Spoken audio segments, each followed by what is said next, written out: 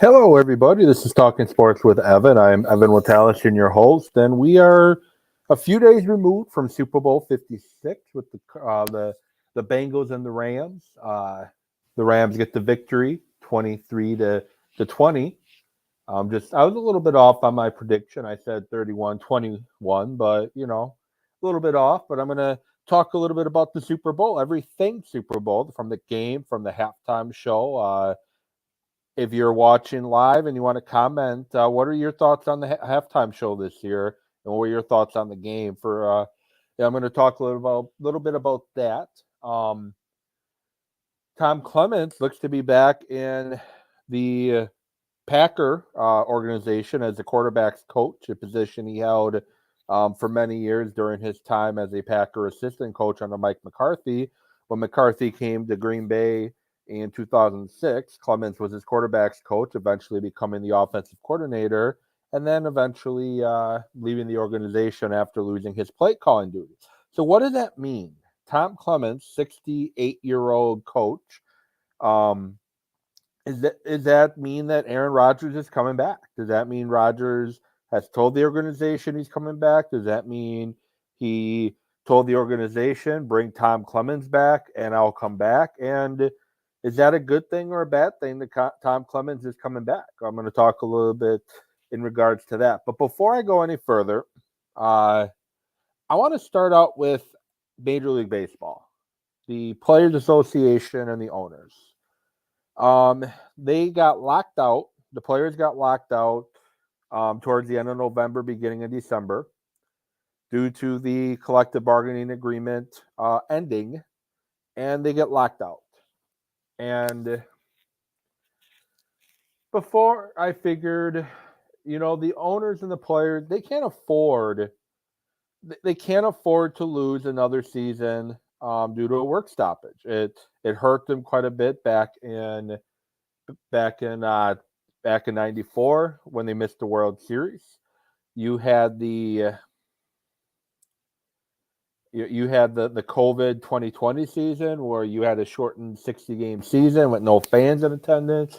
The owners and players lost money then, and that was the first time they lost money in a while. You had the start of last season with limited fans in attendance.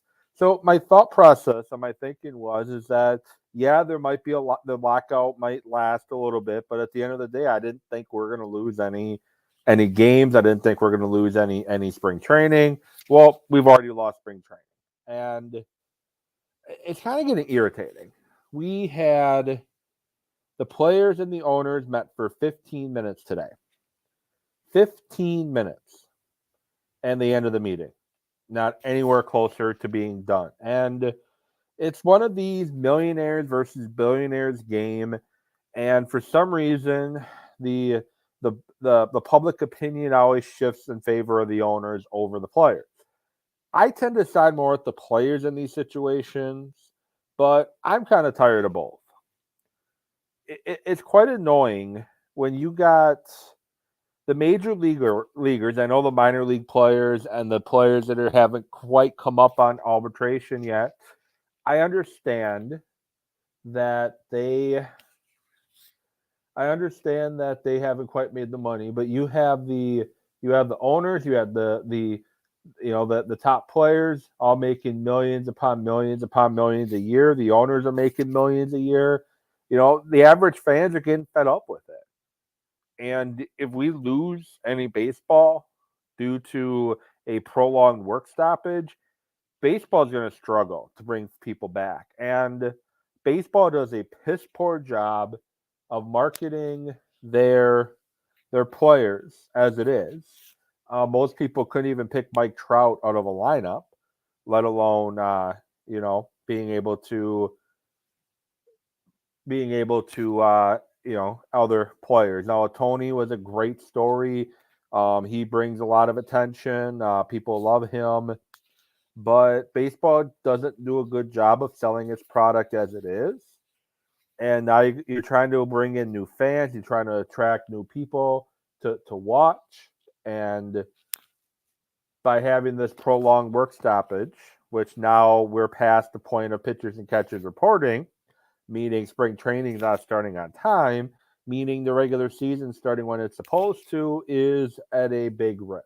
And the owners and the players need to figure it out. Can somebody just lock them in a room, throw away the key, and not let them out until they come to an agreement? That's what I want. I want to see. That's what I want. Lock them up until they come up with an agreement. To me, that's what they should do because it's ridiculous. As fans, we're tired. We're tired of seeing people who make a hell of a lot more money we do owning a baseball team, make a hell of a lot more money we do throwing a ball and swinging a bat, arguing about whatever. It's annoying. And like I said, can somebody just lock the owners, lock the players, lock them in a room, and don't let them out till they come out with an agreement? 15 minutes. That was their meeting time today. 15 minutes. They met for 15 minutes. Nothing was done, and they're done. So that's kind of my thought there. And I'd like to get your thoughts. If you're listening to this or watching this later on, you can tweet at me at Evan with Sports. You can comment on Talking Sports with Evan Facebook page as well. Let me know your thoughts on this annoying continued lockout that's being done with the players and the owners. And which side do you fall on? I tend to side with like I said, I tend to side with the players typically. But in this case, I'm getting tired of both sides. And both sides, like I said, they need to figure it out. So moving on from that, want to comment quickly. So had a comment on Facebook from a friend of mine, Scott, asking me about earlier on about the Winter Olympics and more importantly, the U.S. women's hockey team. I commented that it's probably going to come down to Canada and the U.S. for the gold medal game. That's what I figured, and that's what it did. And I know the U.S. lost one of its star players early on in the Olympics, but I still figured it's going to come down to Canada and the U.S., and it did. And it would have been nice to see the U.S. win the gold. Would have been great. Always, Team USA. But unfortunately, it just wasn't meant to be. Canada took it this year. And I kind of wonder, and I should probably look this up, but when's the last time somebody other than Canada or the U.S. in women's hockey did win the gold and silver medal? I think it's probably been a while. I think it's been a minute because every year it seems like it's always Canada and it seems like it's always the U.S. And obviously I cheer for the U.S. to win. I cheer for the U.S. to win the gold all the time. I'm not a big Winter Olympics fan. I'm going to be honest. That's why I don't spend a lot of time talking Winter Olympics. I'm just not a huge Winter Olympics guy. I like the Summer Olympics better. There's more events in the summer games that I like, that I enjoy. But there are, I enjoy hockey. I enjoy the bobsled and things like that. But I'm just more of a summer games guy. And I guess the one positive, if there's any, coming out of Canada winning is that there are a number of former University of Wisconsin Badger women's hockey players that are on Team Canada, just like Team USA. So I guess that's positive, and we got that going for us. But hopefully 4 years from now, we get another Team USA gold medal in hockey. I think 4 years ago it was U.S. beating Canada for the gold. This year, Canada beating the U.S. 4 years from now, it'll likely be the U.S. beating Canada again. So that's what I hope to see anyways. And for those that were wondering why I don't talk a lot of Olympics, it's not that I am, it's not that I'm anti-Olympics or I'm, don't talk women's sports because I'm sexist. Apparently, that's what one of my friends is kind of accusing me of because I don't talk about Winter Olympics. But I just don't talk about the Winter Olympics a lot because I'm just not a huge fan of the Winter Games. So I'm just going to leave it there. But unfortunately, as I mentioned, Team USA didn't get it done today. We'll see what happens 4 years from now. I think if the injury doesn't happen to Decker, I think the U.S. ends up winning the gold. But we got to wait 4 years from now. Now on to the Super Bowl. The Rams and the Bengals. And the game pretty much went the way I thought it was going to. I thought it was going to be a 10-point victory by the Rams. But overall, the game went kind of what I expected it to do. I expected the Rams to win because the Rams are better up front. They got the better defensive line. They got the better offensive line. Early on, it looked kind of the opposite. Because to be honest, like the it looked like the offensive line. The Bengals offensive line was playing much better than the Rams D line, and it looked like the Bengals defensive line was controlling the game. They were getting some pressure on Stafford early. They were protecting Burrow, and especially early third quarter. But as the game wore on, it went exactly like I thought it would. The more talented team got the victory. And props to Cincinnati. Cincinnati was a great story, great coach, great wide receiver, a good coach, great quarterback, great wide receiver.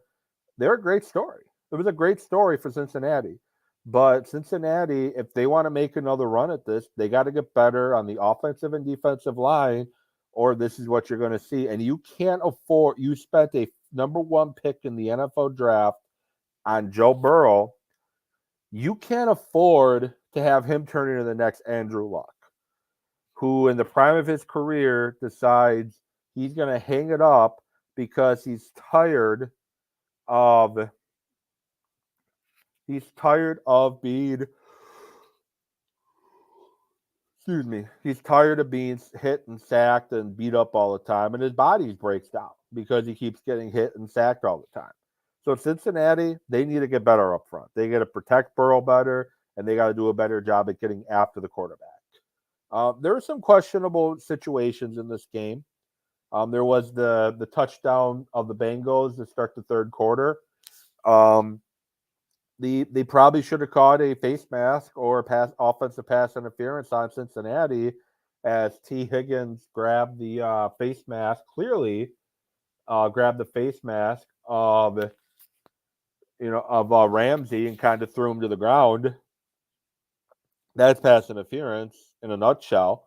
I don't know how that wasn't seen. I get the line judge. It's not really in position to see that since they're trailing the play.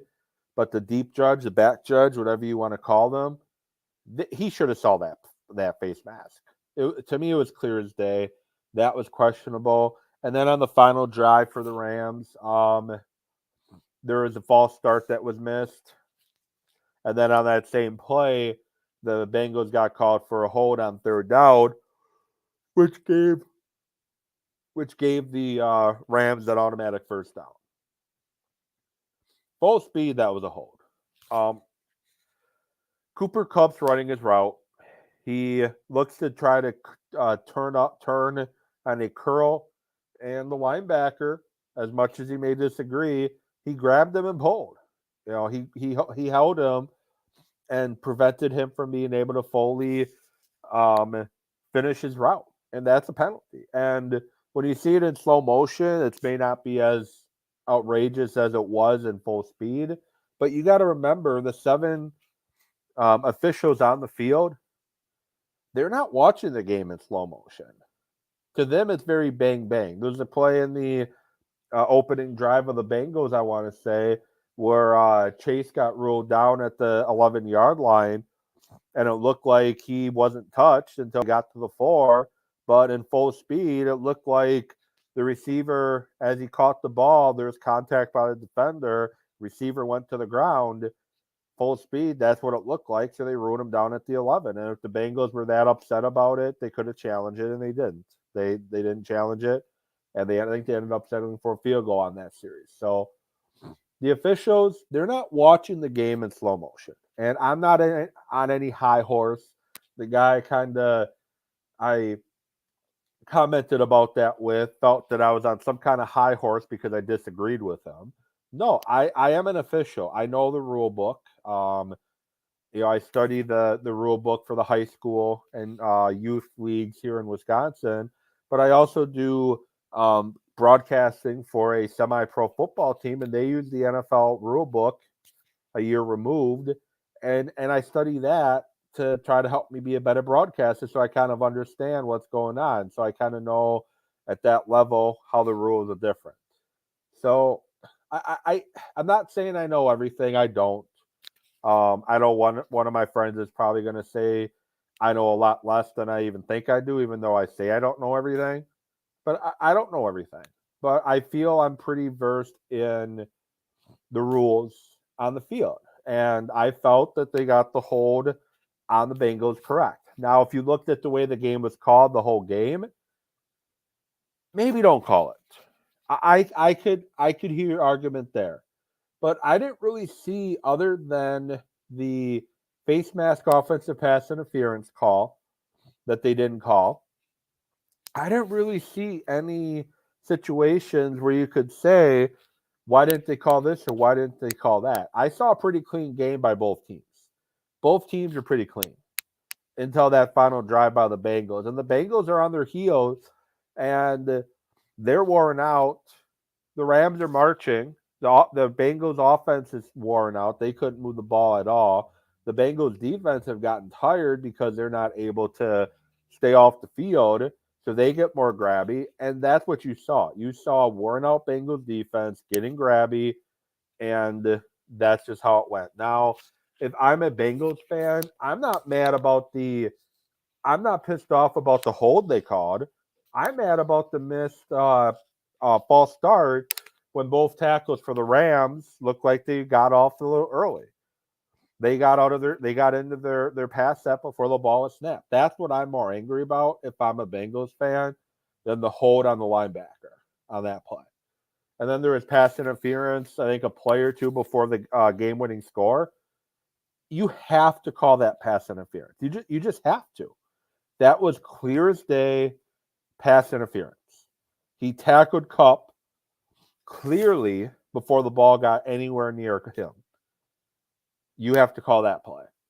And they got it right. And it sucks that it comes down to that. But to me, the Bengals got, like I said, they got very handsy rather than, playing how they were most of that game. They got really handsy on that final drive, and it caught up to them.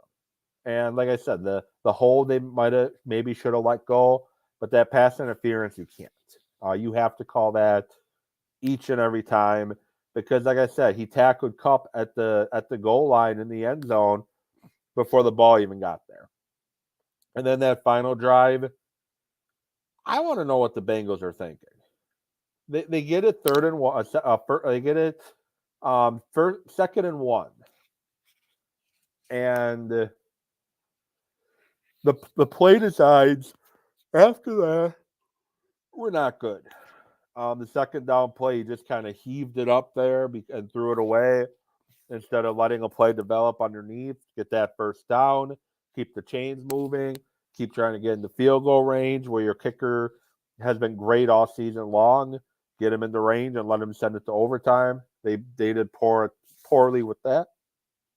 And the other thing is third down, you run the ball with Pernine, who in the game, there was a second carry for 0 yards. That was his stat line of the day. He had a long of 0, average of 0. Mixon, 15 carries for 72 yards. And I get it's hard to put Mixon in the game in those situations when he's not a great pass blocker. But when you're at third and one, you need that first down and you're going to run Mixon into the game and let him get the first down. The Rams didn't really have an answer for Joe Mixon. The other back they clearly had an answer for. And then fourth down, the Rams did a great job of eliminating Burrow's first read. It allowed Aaron Donald, who is love him or hate him, he's definitely he's definitely had some moments where he looks like a dirty player. But they definitely is a guy that can take over and dominate and control a game at the line of scrimmage. He made a great play on fourth down, got pressure on Burrow quite quickly, and gets him to the ground. And not gets him to the ground, but he forces Burrow to have to throw it away as he brings him to the ground. The Bengals did their offense no favors on that last play. They knew with the formation they put out there the Rams knew that it was pass only. All they had to do is protect the pass. They didn't have to worry about the potential quarterback sneak or the potential run. They just had to worry about the pass. And Donald got a great jump off the ball. And like I said, they covered the initial read well, forcing Burrow to have to hold the ball too long. And by the time Chase was breaking open down the field, the play was over, and the Rams got the win. So, congrats to the Rams. Congrats to Matthew Stafford, McVay, Aaron Donald on that win. And we'll see what happens. Kind of sucks that Odell Beckham tore his ACL in the game, so that not only affects it didn't really only affect the second half of the Super Bowl. It's going to affect Beckham's 2022 season as well. I hope he has a speedy recovery. I personally never had an issue with Odell. I don't think he's as great as people say he is, but I never want to see anybody get injured, especially in that moment. We saw with the Packers in 2011, the 2010 season, and the Super Bowl game. Donald Driver hurts his ankle. Charles Woodson breaks his collarbone. And the guys who did everything possible to get you to that moment, and Driver and Woodson, they end up having to miss a good chunk of the game due to the injury. You hate seeing that. Odell was a great reason why. Great reason why the Rams got to the Super Bowl. He stepped up big after getting to LA, and he gets hurt in the biggest game of his year of his career, first Super Bowl in his career, and he's likely going to miss all of 2022 as well. So that sucked for him. So moving on to halftime, I personally loved halftime. It was entertaining. It helps that I'm a fan of Dr. Dre. I'm a fan of Snoop. I'm a fan of Eminem. I don't mind Mary J. I don't really know Kendrick Lamar really well to form an opinion on him, but I was very entertained by halftime. I wish Eminem could have done another song. I wish we could have got some Snoop Dogg solo.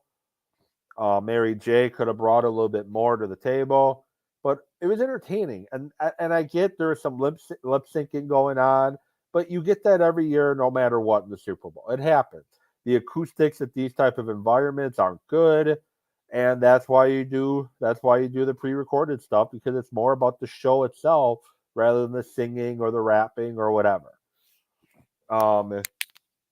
Every artist, I think Lady Gaga was didn't do any lip syncing, and she did really well. But overall, most of these performers, their actual singing and stuff is pre-recorded, because again, it's about the entertainment that you're putting in. I like the halftime show. Again, I love the song choices for the most part, but like I said, I wish Eminem could have got another song, and I wish we could have saw some Snoop on his own. So I love the halftime show, and I definitely think it's one of the top 5 or top 3. I still think Prince is number 1. I still like Lady Gaga, and this is my list, not anybody else's. I still think Prince is number 1. I still think Lady Gaga is a very close second, because she definitely rocked it. And then I'll put this one right there, probably at 3. So that's where I'd rank the more recent halftime shows that I do remember. So. And then Michael Jackson is extremely good, but I think I might have been too young to truly enjoy it. But that was also a great performance as well. So, talk Super Bowl, talk halftime show. Now we got to talk some Packers, because Talking Sports with Evan is, as you could tell by my logo in the corner, top corner over my left shoulder. Over my left shoulder. I'm mostly a Wisconsin-centered sports show, and it wouldn't be anything if I wasn't talking, my Wisconsin sports here. And Tom Clements is a new quarterbacks coach for the Green Bay Packers. Matt LaFleur, his first few coaching staffs, aside from Mike Pettin, who he was forced to hold over when he got hired, typically he's hired younger, up and coming coaches. He with his special teams hire went the opposite direction, and now with his quarterbacks coach, he's going the opposite direction, going with Tom Clements, who, as I mentioned, is 68 years old. He's coached in Green Bay before. He's been retired the last season. But what does that mean? He is replacing Luke Getsy. What does that mean for the Packers? What does it mean for Aaron Rodgers? So there's a couple trains of thoughts on this. So maybe LaFleur realizes that he needs some more veteran experience on his coaching staff to help him with some of the in-game decision making. Maybe he knows Aaron Rodgers and Clemens were very close during Rodgers' time in Green Bay. Rodgers has a lot of respect for him, very high on him. He credits him with Rodgers becoming the quarterback that he became, the Super Bowl champion, Super Bowl MVP, multiple time league MVP. Rodgers credits Clemens with that, with allowing him to become that. And maybe he figures if he brings Clemens in, it's more likely Rodgers is coming back, or Rodgers has told Green Bay that he's coming back, or bring him in as quarterbacks coach and he'll come back. It could be a number of things. I'm not saying the two moves are directly tied together, that the Packers hired Clemens because that's who Rodgers wanted. Yes, I'm probably being naive, but I don't think they're directly related. But I think that's partially the thinking of the Packers. If Rodgers didn't directly say, I want him back on the staff, is it gives them better leverage in trying to convince Rodgers to return. But here's the thing it also does too. Because I heard a lot of people on sports talk radio after the move, and I read a lot on Twitter from people commenting that you don't hire Tom Clements for Jordan Love. I disagree with that. Tom Clements is a highly respected quarterback guy in the National Football League. Yes, his time as an offensive coordinator didn't go really well, but he is a very respected football mind, very respected quarterback mind. I just said Rodgers credits Clements with why he became the quarterback that he is today. Even if Rodgers returns for another couple years and Jordan Love's still around, it's only going to serve Jordan Love's best interest having a quarterbacks coach like Tom Clements in the room to help him develop the game that he needs to be a valid NFL starter. I think Jordan Love has shown he can start in the NFL. Now can Jordan Love start and be at a high level in the NFL? And Clements can be a guy that can help him with that. I don't agree with those saying that this does nothing for Jordan Love's development, so you don't do this unless Aaron Rodgers was for sure coming back. I think you bring somebody in that can be a great quarterback teacher to Jordan Love, and I think it's a good move. And it definitely helps that him and Rodgers are close. That definitely helps. And it might be Rodgers pulling rank saying, you do this if you want me to do this. Maybe it's that too. But I like the move. I thought it was smart. I appreciate it. I think the Packers are, I think LaFleur is putting together another very strong coaching staff overall. And that's how I look at it. And now I want to jump to an idiotic thing. Every now and then during this show, I might bring to light some idiotic tweets that I ran across on Twitter during the since I did my last show. And this one is this. So Zach Taylor, head coach of the Bengals, agrees to an extension in Cincinnati. Good for him. But I saw a guy who claims to be a know-it-all about the Packers. He's been writing about the Packers since freaking Curly Lambeau invented the whatever. I'm exaggerating, obviously, a little bit, but he commented and said that Zach Taylor is a much better football coach than Matt LaFleur. I found that idiotic. And here's why I found it idiotic. And yes, I know Matt LaFleur had Aaron Rodgers his first 3 years and likely his fourth year in the league. But before this magical run that Zach Taylor went on in the second half of the season to get into the playoffs and then get to the Super Bowl, he was 5-26-1 coming into the season. And if the Bengals didn't make the playoffs, he was likely going to be fired. The Bengals are likely looking for a new coach right now if the Bengals don't make the playoffs. And not only did they make the playoffs for the first, that they won their first playoff game for the first time since '92. They went to the Super Bowl for the first time since '88, and they lost in the Super Bowl by 3 points. Again, if Zach Taylor doesn't make the playoffs and then go on this magical run, the Bengals are likely looking for a new coach this next season, and more than likely, Zach Taylor is the quarterback's coach or probably the offensive coordinator back with the Rams to replace Kevin O'Connell, who left for the Vikings.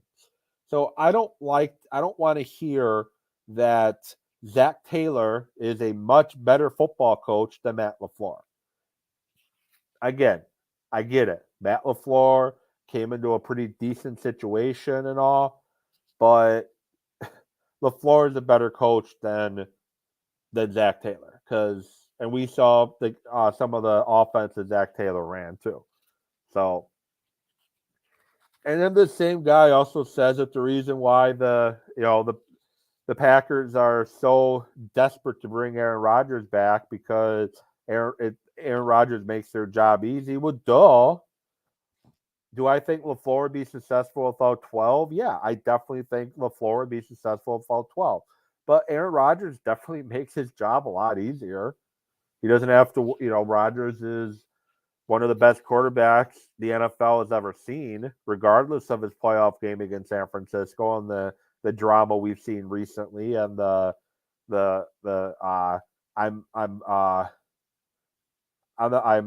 whatever the term he used instead of vaccinated that's escaping me right now. He's still one of the best quarterbacks we've ever seen play. Of course you want him back. He just won his second MVP.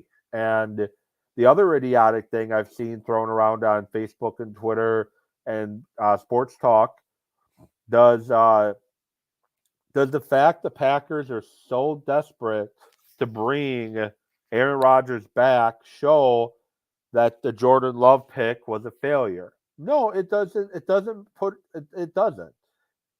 The Packers wanting Aaron Rodgers back is not an indictment of Jordan Love. The Packers drafted Jordan Love in 2020 because you saw for about 3 or 4 seasons Rodgers' game deteriorated. He had come off his second major shoulder injury, 2 broken collarbones.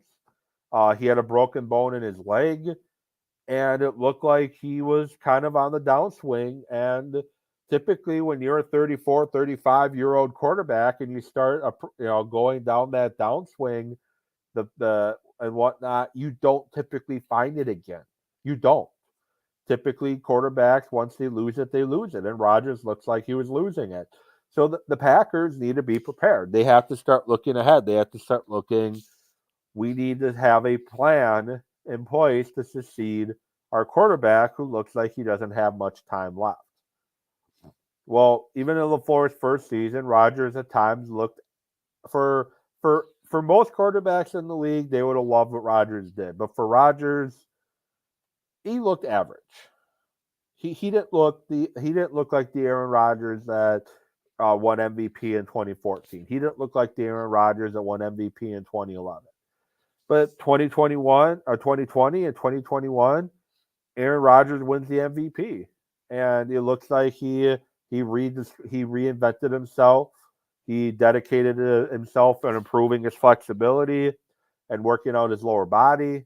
He worked on finding his flaws in the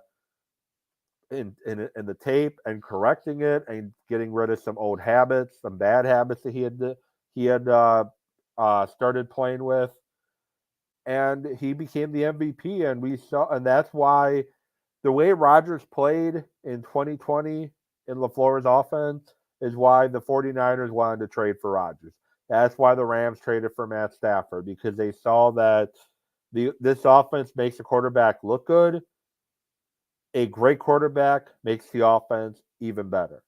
And I got my point is the Packers wanting the 2 MVPs in a row, 4-time MVP total, Aaron Rodgers back in Green Bay for next season, and probably as far as till he falls off the cliff, is not an indictment of Jordan Love. It's an indictment of Aaron Rodgers rediscovering his game that looked like he had lost. So, and a lot of people, I think, just hate Jordan Love for no reason. I think unfortunately, I think they just hate Jordan Love literally for no reason at all. It's because of the draft choice and Aaron Rodgers getting all mad and the Packers trading up for him. But Jordan Love has done nothing to really warrant a lot of the hate that he gets. So again, I don't think them wanting Rodgers back at all costs, it seems like, makes the Jordan Love pick seem, like the worst pick in the NFL draft history, as I saw one person on Twitter put it as. It's not that either. So, will Jordan Love be a starting quarterback in the NFL? I don't know. He's shown he has the tools that he can be a starting quarterback in the NFL. I haven't seen enough of him through the Chiefs game, half of the Lions game, and 2 preseason games, which really add up to 1. I haven't seen enough of him, but I don't think because they want Rodgers back means that they've given up on Jordan Love. They just don't want to leave a guy that just won the MVP for the second straight year. That's what they don't want. And I'm seeing a lot of people talking about just get rid of him, just trade him now. It's stupid to keep him. No, it's stupid to get rid of him so quickly. Like, there's a few sites out there that are banging the drum to get rid of him, get rid of him, get rid of him. Why? Why? You don't just Aaron Rodgers don't grow on trees. And if he rediscovered his greatness after a couple down years in a row before 2000 and 2001, keep him around. That's just my feelings on it. So with that, not much more to talk about. Giannis had another 50-point game earlier this week. I don't know how you give the MVP to anybody other than Giannis at this point. He had almost 80% or right around 80% shooting. And next week's show, the NBA at the All-Star break this week. Today is the last game before the All-Star break. And I am going to have Tristan Thomas, friend of the show, on next week to talk about the Bucks, State of the Bucks address at the All-Star break and the state of the NBA at the All-Star break, and get his thoughts on the shape of the NBA right now. With that said, thank you so much for watching. I will get back at you later on, and hope you have a great rest of your night and weekend. Talk to you all later.